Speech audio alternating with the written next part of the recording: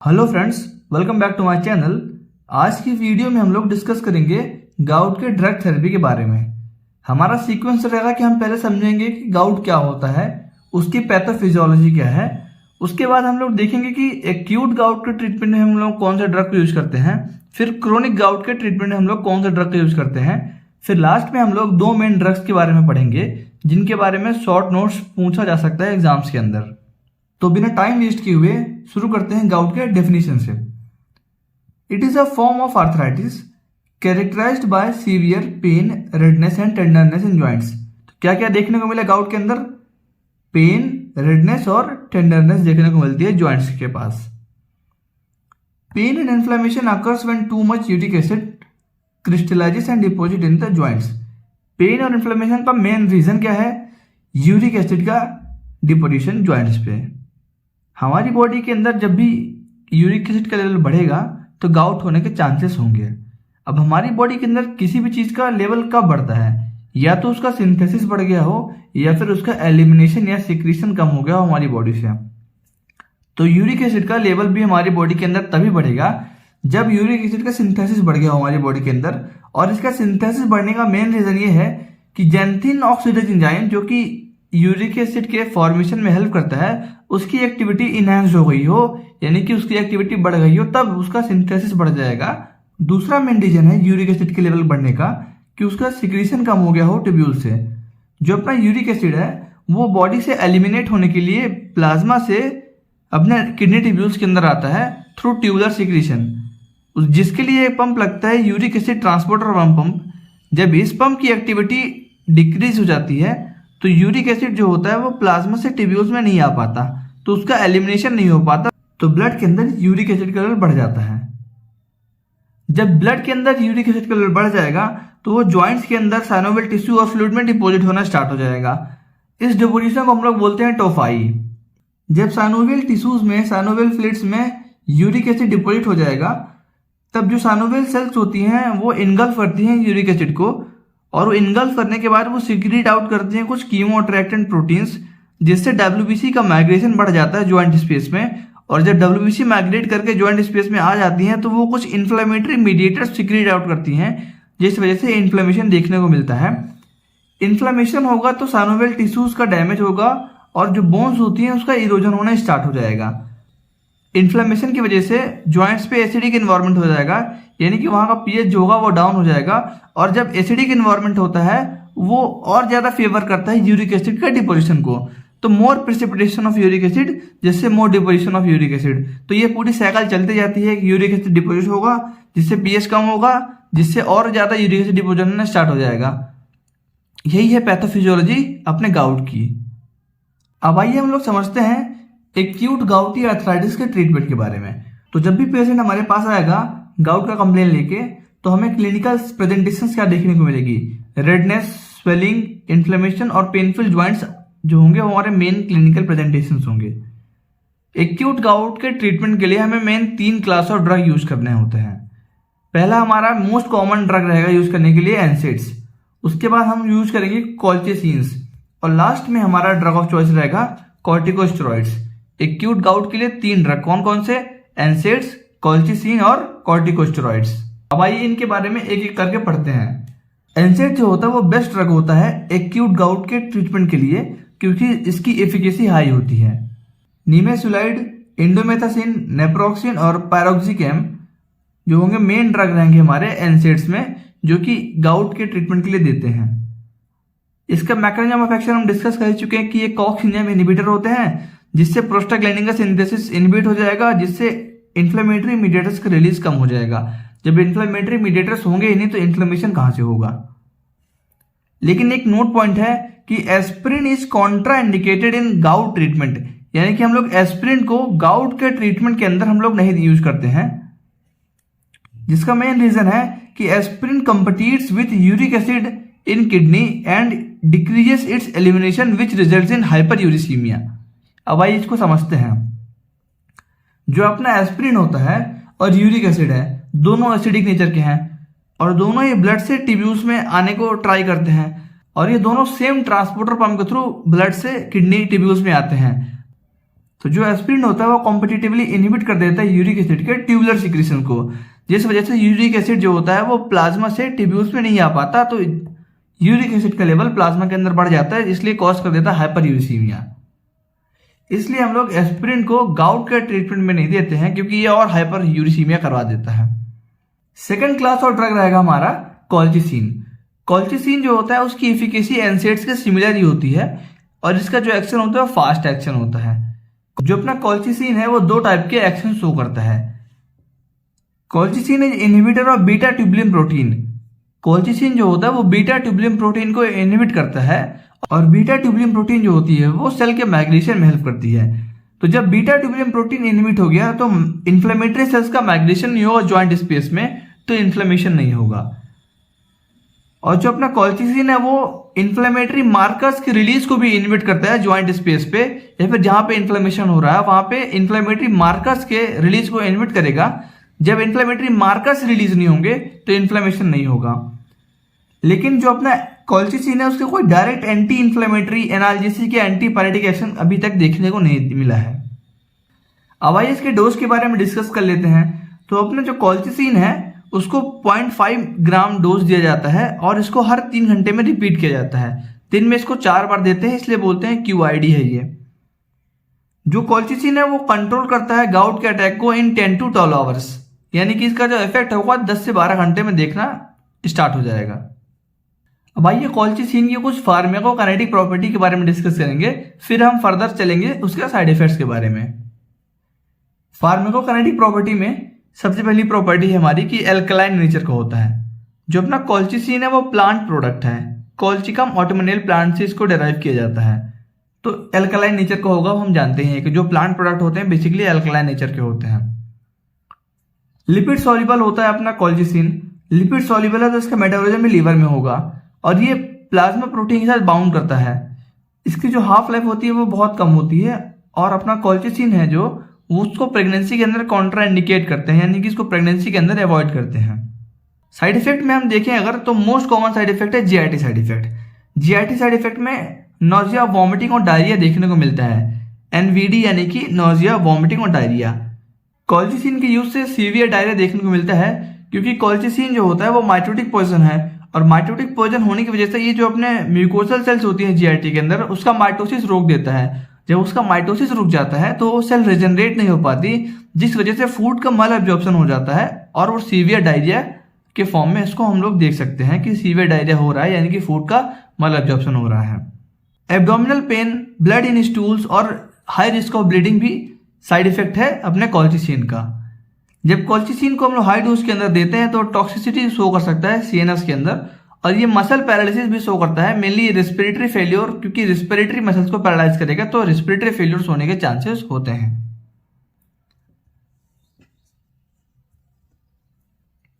Acute गाउटी arthritis को treat करने के लिए हमारा लास्ट क्लास और ड्रग है कॉर्टिकोस्टेरॉइड्स, यानी कि एस्टेरॉइड्स का यूज करना।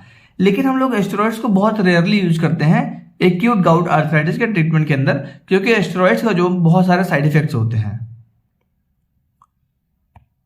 इसके 2 रूट हो सकते हैं, एक है लोकल रूट, दूसरा है सिस्टमिक रूट। लोकल रूट को हम लोग साइनोवियल रूट ही बोलते हैं। ट्राइएमसिनोलोन जो होता है उसको यूज करते हैं लोकल रूट के थ्रू। सिस्टमिक रूट के थ्रू हम लोग प्रेडनिसोलोन को प्रेफर करते हैं।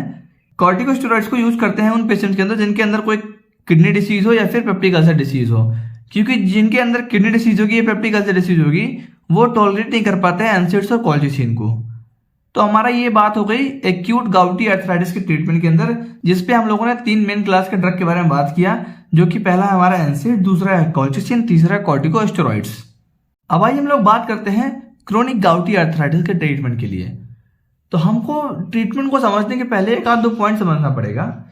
जो हमारा एक्यूट ट्रीटमेंट होता है उसके लिए हम लोग बेसिकली सिम्टोमेटिक रिलीफ देखने को ट्राई करते हैं, यानी कि हम लोग सिम्टम्स को ट्रीट करते हैं एक्यूट ट्रीटमेंट के अंदर।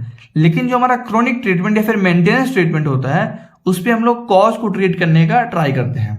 तो क्रोनिक गाउटी आर्थराइटिस के अंदर हम लोग ऐसे ट्रीटमेंट को यूज करेंगे जो कि यूरिक एसिड के लेवल को कम करता हो। यूरिक एसिड के लेवल को कम करने के लिए जो होगा तो 3 टाइप के ड्रग हम लोग यूज कर सकते हैं। एक तो पहला ड्रग जो कि यूरिक एसिड के सिंथेसिस को कम कर दे, जिससे यूरिक एसिड का लेवल कम हो जाएगा। दूसरा ड्रग जो कि यूरिक एसिड के एलिमिनेशन को बढ़ा दे, यानी कि यूरिकोज यूरिक ड्रग, और तीसरा ड्रग रहेगा हमारा यूरिक एसिड के मेटाबॉलिज्म को बढ़ाने वाले ड्रग्स, यानी कि यूरिकेज एंजाइम वाले ड्रग्स। यूरिकेज एंजाइम जो होता है वो यूरिक एसिड को मेटाबोलाइज कर देता है, लेकिन यूरिकेज एंजाइम हमारी बॉडी के अंदर प्रेजेंट नहीं होता, तो इसको दूसरे ऑर्गेनिज्म के अंदर से लिया जाता है, इसलिए हम लोग उसको बोलते हैं रिकॉम्बिनेंट यूरिकेज एंजाइम। अब आइए एक एक करके इनके बारे में डिस्कशन स्टार्ट करते हैं। पहला रहेगा हमारा ऐसे ड्रग जो कि यूरिक एसिड के सिंथेसिस को डिक्रीज करते हों। यूरिक एसिड के सिंथेसिस के लिए हमारे पास मेन एंजाइम कौन सा होता है? Xanthine oxidase. तो ऐसे ड्रग्स जो कि इस एंजाइम के इनहिबिटर्स होंगे वो हमारे यूरिक एसिड के सिंथेसिस को कम करेंगे। तो हमारे पास कौन कौन सा है ज़ैंथीन ऑक्सीडेज इनहिबिटर? पहला रहेगा हमारा एलोपिरिनोल, दूसरा है फिबोक्सोस्टैट। इसमें से एलोपिरिनोल जो होता है वो इंपॉर्टेंट है, इसके बारे में शॉर्ट नोट आपको प्रिपेयर करके रखनी है, जो कि हम आगे डिस्कस भी करेंगे। दूसरा है हमारा ऐसे ड्रग जो कि यूरिक एसिड के एलिमिनेशन को इंक्रीज करते हैं, यानी कि कौन से ड्रग? यूरिकोज यूरिक ड्रग, यानी कि ऐसे ड्रग जो कि यूरिक एसिड को ट्यूब्यूल के थ्रू एलिमिनेट करेंगे, किडनी ट्यूब्यूल के थ्रू एलिमिनेट करेंगे, यूरिन के थ्रू। यूरिकोज यूरिक ड्रग जो होते हैं उनका जो मैकेनिज्म ऑफ एक्शन है ये है कि वो यूरिक एसिड ट्रांसपोर्टर 1 पंप को इनहिबिट करते हैं। अब आइए समझते हैं कैसे। जो ऊपर वाला स्ट्रक्चर है वो हमारा ब्लड वेसल है, और जो नीचे है वो हमारी किडनी ट्यूब्यूल्स है, और ये बीच में जो सर्कल टाइप का बना है वो हमारा है यूरिक एसिड ट्रांसपोर्टर 1 पंप। जब यूरिक एसिड ब्लड से किडनी के ट्यूब्यूल्स में आता है तो इसी पंप का यूज करके आता है, और कुछ अमाउंट में यूरिक एसिड जो होता है वो ट्यूब्यूल से वापस प्लाज्मा के अंदर जाता है। जो अपने यूरिकोज यूरिक ड्रग होते हैं इसी रीअब्जॉर्प्शन को इनहिबिट कर देते हैं, वो पंप की एक्टिविटी को इनहिबिट कर देंगे, जिस वजह से यूरिक एसिड जो ब्लड से ट्यूब्यूल्स में आया है वो वापस ब्लड के अंदर नहीं जा पाता, और इस यूरिक एसिड का एलिमिनेशन हो जाता है through urine. They are the inhibitor of uric acid transporter 1 pump and they inhibit reabsorption of uric acid from kidney tubules.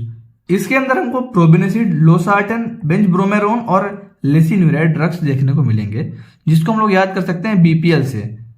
बेंजब्रोमेरोन, probenecid, losartan और लेसिन्यूराइड। अब आइए हम लोग डिस्कस करते हैं थर्ड क्लास ऑफ ड्रग के बारे में, जो कि है हमारा रिकॉम्बिनेंट यूरिकेज एंजाइम। ऐसे ड्रग जो कि यूरिक एसिड के मेटाबॉलिज्म को इंक्रीज करते हैं वो होते हैं अपने रिकॉम्बिनेंट यूरिकेज एंजाइम ड्रग्स। इसको हम लोग बेसिकली यूज करते हैं रिफ्रैक्टरी केसेस के अंदर, यानी कि ऐसे केसेस जिसके अंदर हमारा ये दोनों थेरेपी फेल कर जाती है, तब हम लोग रिकॉम्बिनेंट यूरिकेज एंजाइम थेरेपी को यूज करते हैं। रेस्ब्यूरिकेज और पेग्लोडिकेज मेन ड्रग्स रहेंगे इस वाले क्लास के। अब आइए हम लोग एलोपिरिनोल के बारे में डिस्कशन अपना स्टार्ट करते हैं। जो अपना एलोपिरिनोल है वो एक एक्टिव फॉर्म रहता है ड्रग का, लेकिन ये जब हमारी बॉडी के अंदर जाता है तो ज़ैंथीन ऑक्सीडेज एंजाइम के प्रेजेंस में वो दूसरे एक्टिव मेटाबोलाइट के अंदर कन्वर्ट होता है। अब ये कन्वर्ट क्यों होता है? पहले से एक्टिव था तब भी ये कन्वर्ट क्यों होता है? क्योंकि जब पुराना वाला फॉर्म जो था उसकी जो हाफ लाइफ थी बहुत शॉर्ट थी, 2-3 घंटे के लिए, लेकिन जब ये एलोज़ैंथीन में कन्वर्ट हो जाता है तो इसकी हाफ लाइफ लॉन्ग हो जाती है, यानी कि 24 आवर्स के समथिंग इसकी हाफ लाइफ हो जाती है, जिससे इसका ड्यूरेशन ऑफ एक्शन बढ़ जाता है। जो अपना एलोपिरिनोल है वो कॉम्पिटिटिव इनहिबिटर होता है ज़ैंथीन ऑक्सीडेज एंजाइम का, क्योंकि हम जानते हैं कि एलोपिरिनोल वो क्लास ऑफ ड्रग है जो कि यूरिक एसिड के सिंथेसिस को कम करता है, यानी कि वो ज़ैंथीन ऑक्सीडेज एंजाइम को इनहिबिट करता है। जो अपना एलोज़ैंथीन है वो नॉन कॉम्पिटिटिव इनहिबिटर होता है। अब आइए देखते हैं कि हमारी बॉडी के अंदर यूरिक एसिड का जो सिंथेसिस है वो कैसे होता है, और हमारा जो एलोपिरिनोल या एलोज़ैंथीन है वो कैसे उस सिंथेसिस को इनहिबिट करता है। हम पूरे पाथवे की तरफ नहीं जाएंगे, हम लोग कुछ मेन स्टेप्स का यूज करेंगे इसको समझने के लिए। जो अपना हाइपोज़ैंथीन है वो ज़ैंथीन में कन्वर्ट होता है ज़ैंथीन ऑक्सीडेज एंजाइम के प्रेजेंस में, जो कि फर्दर ज़ैंथीन ऑक्सीडेज एंजाइम के प्रेजेंस में यूरिक एसिड में फाइनली कन्वर्ट हो जाता है। जो अपने एलोपिरिनोल और एलोज़ैंथीन है वो दोनों ज़ैंथीन ऑक्सीडेज को इनहिबिट करेंगे, जिससे यूरिक एसिड का सिंथेसिस स्टॉप हो जाएगा। लेकिन इस इनहिबिशन की वजह से ज़ैंथीन और हाइपोज़ैंथीन का प्लाज्मा के अंदर कॉन्सेंट्रेशन बढ़ जाएगा, जो कि किडनी के थ्रू एलिमिनेट कर जाते हैं, क्योंकि इसका जो सोल्युबिलिटी है ब्लड के अंदर होती है, जिससे यूरिन के अंदर वो सॉल्युबल रहेंगे और वो एलिमिनेट हो जाएंगे किडनी के थ्रू। जब हाइपोज़ैंथीन और ज़ैंथीन का लेवल प्लाज्मा के अंदर ज़्यादा होता है तो वो नेगेटिव फीडबैक देते हैं यूरिक एसिड के सिंथेसिस को, तो अल्टीमेटली वो इस प्रोसेस को और इनहिबिट कर रहे हैं, और ये प्यूरिन के मेटाबॉलिज्म को इनहिबिट करेंगे इसको नेगेटिव फीडबैक देके। अब आइए कुछ एलोपिरिनोल के फार्माकोकाइनेटिक प्रॉपर्टी के बारे में डिस्कस कर लेते हैं। इसको ओरल रूट के थ्रू लेते हैं, लीवर के अंदर इसका मेटाबॉलिज्म होता है और किडनी के थ्रू एलिमिनेट होता है, ऊपर हम देख चुके हैं। इसको हम लोग अवॉइड करते हैं प्रेगनेंसी के अंदर और क्रोनिक किडनी डिसीज वाले पेशेंट्स के अंदर। अब आइए कुछ कॉमन इंडिकेशंस के बारे में डिस्कस कर लेते हैं अपने एलोपेरिनॉल के। तो एलोपेरिनॉल जो बेसिकली क्या करता है, यूरिक एसिड के लेवल कम करता है। तो जब हाइपर यूरिसीमिया होगा, जब गाउट होगा, तो हम लोग यूरिक एसिड को कम करने के लिए एलोपेरिनॉल का यूज करेंगे। ट्यूमर लाइसिस सिंड्रोम के अंदर एंटी कैंसर ड्रग की हम लोग यूज करते हैं, और एंटी कैंसर ड्रग के साथ हम लोग as an add on drug allopurinol को भी यूज करते हैं। आइए समझते हैं कैसे। जो अपने एंटी कैंसर ड्रग्स होते हैं वो सेल को डिस्ट्रॉय करेंगे, जिस वजह से प्यूरिन का लेवल बढ़ जाता है प्लाज्मा के अंदर, और जब प्यूरिन का लेवल बढ़ेगा तो उसका मेटाबॉलिज्म होगा। मेटाबॉलिज्म होने के लिए ज़ैंथीन ऑक्सीडेज एंजाइम लगेगा, और ज़ैंथीन ऑक्सीडेज एंजाइम क्या करता है, यूरिक एसिड लेवल को इंक्रीज करेगा जब इसका प्यूरिन का मेटाबॉलिज्म होगा तो। और यूरिक एसिड के इंक्रीमेंट की वजह से किडनी के अंदर डैमेज होगा। तो हम लोग एलोपेरिनॉल को यूज करते हैं इस ज़ैंथीन ऑक्सीडेज एंजाइम को इनहिबिट करने के लिए, जिससे प्यूरिन का मेटाबॉलिज्म हैम्पर हो जाएगा और यूरिक एसिड उतना नहीं बनेगा। जब यूरिक एसिड नहीं बनेगा तो किडनी के अंदर वो डैमेज नहीं कॉज कर पाएगा। नेक्स्ट इंडिकेशन रहेगा हमारा 6-मरकैप्टोप्यूरिन के साथ में। हम लोग 6-मरकैप्टोप्यूरिन के साथ में एलोपेरिनॉल को as an add on drug use करते हैं। 6-मरकैप्टोप्यूरिन जो होता है वो एक प्रकार का एंटी कैंसर ड्रग है, लेकिन इसका मेटाबॉलिज्म बहुत फास्ट हो जाता है, और इसके मेटाबॉलिज्म के लिए ज़ैंथीन ऑक्सीडेज एंजाइम लगता है। मेटाबॉलिज्म फास्ट होने की वजह से हम एक प्रॉब्लम ये आती है कि इसका ड्यूरेशन ऑफ एक्शन बहुत कम होता है, और हम लोग इसको हाई डोज के अंदर यूज करना पड़ता है। लेकिन जब हम लोग इसका मेटाबॉलिज्म को इनहिबिट कर देंगे, ज़ैंथीन ऑक्सीडेज को इनहिबिट कर देंगे एलोपेरिनॉल देके, तो इसका मेटाबॉलिज्म जो होगा वो इनहिबिट हो जाएगा। मेटाबॉलिज्म जब इनहिबिट हो जाएगा तो ड्यूरेशन ऑफ एक्शन बढ़ जाएगा, और हमको ये ड्रग कम अमाउंट में लगेगा। अब आइए कुछ ड्रग इंटरेक्शंस के बारे में और साइड इफेक्ट्स के बारे में फाइनली डिस्कस कर लेते हैं एलोपेरिनॉल के। जो अपना एलोपेरिनॉल है वो कुछ लीवर एंजाइम्स को इनहिबिट कर देता है, जिस वजह से वारफेरिन और थियोफाइलिन ड्रग्स का मेटाबॉलिज्म हैम्पर हो जाता है और इसकी टॉक्सिसिटी हो जाती है। जब एलोपेरिनॉल 6-मरकैप्टोप्यूरिन के मेटाबॉलिज्म को बहुत ज्यादा हैम्पर कर देगा तो उसकी भी टॉक्सिसिटी होने के चांसेस होंगे। हाइपर सेंसिटिविटी रिएक्शन और बोन मैरो सप्रेशन कुछ पेशेंट्स के अंदर देखा गया है एलोपेरिनॉल को यूज करने से एज अ साइड इफेक्ट, और लिवर डैमेज भी कुछ पेशेंट्स के अंदर देखा गया है। अब आइए अपने डिस्कशन के लास्ट पार्ट में हम लोग प्रोबेनिसिड के बारे में डिस्कस करते हैं। जो अपना प्रोबेनिसिड है वो एक प्रकार का यूरिकोज यूरिक ड्रग है, यानी कि ये ऐसा ड्रग है जो कि यूरिक एसिड के एलिमिनेशन को इंक्रीज करता है। आइए समझते हैं कैसे ये यूरिक एसिड के एलिमिनेशन को इंक्रीज करता है। जो अपना पीसीटी होता है उसके दो पार्ट होते हैं, एक होता है सेगमेंटेड पार्ट, दूसरा होता है इलोंगेटेड पार्ट। इलोंगेटेड पार्ट के अंदर ही, यानी कि जो पीसीटी का सेकंड पार्ट है, वहां पे ही सारे ड्रग्स का एब्जॉर्प्शन होता है, और वहीं पे अपने एसिडिक ड्रग्स का भी एब्जॉर्प्शन होगा। तो प्रोबेनिसिड भी वहीं से एब्जॉर्ब करेगा, यूरिक एसिड भी वहीं से एब्जॉर्ब करेगा। तो टिब्यूल्स के अंदर जब यूरिक एसिड और प्रोबेनिसिड आ गए हैं ब्लड से, और हम जानते हैं कि जो यूरिक एसिड टिब्यूल्स में आता है ब्लड के थ्रू, उसमें से कुछ अमाउंट यूरिक एसिड का वापस ब्लड के अंदर जाता है। वापस ब्लड के अंदर जाने को ही प्रोबेनिसिड इनहिबिट कर देता है, यानी कि प्रोबेनिसिड जो होता है वो यूरिक एसिड ट्रांसपोर्टर को ब्लॉक कर देता है जब ये यूरिक एसिड वापस प्लाज्मा में जा रहा होता है। तो प्रोबेनिसिड का मैकेनिज्म ऑफ एक्शन क्या हुआ, ये बाइंड कर जाता है और इनहिबिट करता है यूरिक एसिड के एब्जॉर्प्शन को। यूरिक एसिड का जब रीअब्जॉर्प्शन नहीं होगा तो उसका प्लाज्मा के अंदर लेवल कम हो जाएगा, और कहीं ना कहीं वो गाउट के ट्रीटमेंट में हेल्प करेगा। लेकिन बॉडी का एक रिफ्लेक्स मैकेनिज्म होता है, जिस वजह से बॉडी को लगता है कि बॉडी के अंदर यूरिक एसिड का लेवल कम हो गया है। तो बॉडी जो डिपॉजिट है यूरिक एसिड के क्रिस्टल्स जॉइंट्स में, उनको डिसॉल्व करना स्टार्ट कर देती है, जिस वजह से फ्री फॉर्म में साइनोवियल फ्लूइड में यूरिक एसिड का लेवल बढ़ जाता है। और जब यूरिक एसिड फ्री फॉर्म में साइनोवियल फ्लूइड में बढ़ेगा तो इन्फ्लेमेशन का रिस्क भी बढ़ जाता है। तो हम लोग चले थे गाउट को ठीक करने के लिए कि हम लोग यूरिक एसिड को कम कर देंगे तो गाउट ट्रीट हो जाएगा, लेकिन यहाँ पे तो इन्फ्लेमेशन और बढ़ गया। इस इन्फ्लेमेशन को रोकने के लिए हम लोग एनसेड्स और कॉल्चिसिन का कवर देते हैं, यानी कि हम लोग एनसेड्स और कॉल्चिसिन भी साथ साथ में देते हैं प्रोबेनिसिड के। इसको हम लोग 2 से 3 मंथ के लिए यूज करते हैं। जो अपना एनसेड और कॉल्चिसिन है वो इन्फ्लेमेशन के रिस्क को कम कर देता है। अब आइए हम लोग प्रोबेनिसिड के फार्माकोकाइनेटिक प्रॉपर्टी के बारे में डिस्कस करते हैं। इसको ओरल रूट के थ्रू लिया जाता है। हम जानते हैं कि अपना प्रोबेनिसिड है वो भी एसिडिक ड्रग है, एल्ब्यूमिन के साथ ये बाइंड करता है, और जो इसका ड्यूरेशन ऑफ एक्शन है वो लॉन्ग रहता है। इसके बहुत कम साइड इफेक्ट हैं, माइल्ड केसेस के अंदर देखने को मिलेगा रैशेस या जीआईटी साइड इफेक्ट्स। प्रोबेनिसिड के कुछ मेन ड्रग इंटरेक्शंस के बारे में आइए हम लोग डिस्कस कर लेते हैं। प्रोबेनिसिड जो एक प्रकार का एसिडिक है हम जानते हैं, और पेनिसिलिन जी जो कि एक एसिडिक ड्रग है जिसको हम लोग बैक्टीरियोसाइडल ड्रग बोलते हैं, जो कि सिफिलिस के ट्रीटमेंट में काम आता है। तो प्रोबेनिसिड जो होता है वो पेनिसिलिन जी के साथ में दिया जाता है सिफिलिस के ट्रीटमेंट के लिए, कॉम्बिनेशन इसके दिया जाता है दोनों का। प्रोबेनिसिड और पेनिसिलिन जी दोनों कॉम्पिटिट करते हैं ब्लड से टिब्यूल्स में आने के लिए। जो अपना प्रोबेनिसिड है वो कंपटीशन जीत जाता है और वो पेनिसिलिन जी के ट्यूबुलर सिक्रेशन को कॉम्पिटिटिवली इनहिबिट कर देता है। जब पेनिसिलिन जी टिब्यूल्स में आ ही नहीं पाया तो इसका प्लाज्मा के अंदर कॉन्सेंट्रेशन बढ़ा रह गया, जिस वजह से प्लाज्मा के अंदर जब इसका लेवल बढ़ा रहेगा तो इसका ड्यूरेशन ऑफ एक्शन बढ़ जाता है। तो सिफिलिस के ट्रीटमेंट में पेनिसिलिन जी के साथ प्रोबेनिसिड को यूज करते हैं। सिडोफोविर जो होता है वो एक एंटीवायरल ड्रग है, लेकिन इसका साइड इफेक्ट ये है कि वो नेफ्रोटॉक्सिसिटी कॉज करता है। जब ये किडनी टिब्यूल्स के अंदर आएगा तो नेफ्रोटॉक्सिसिटी कॉज करेगा।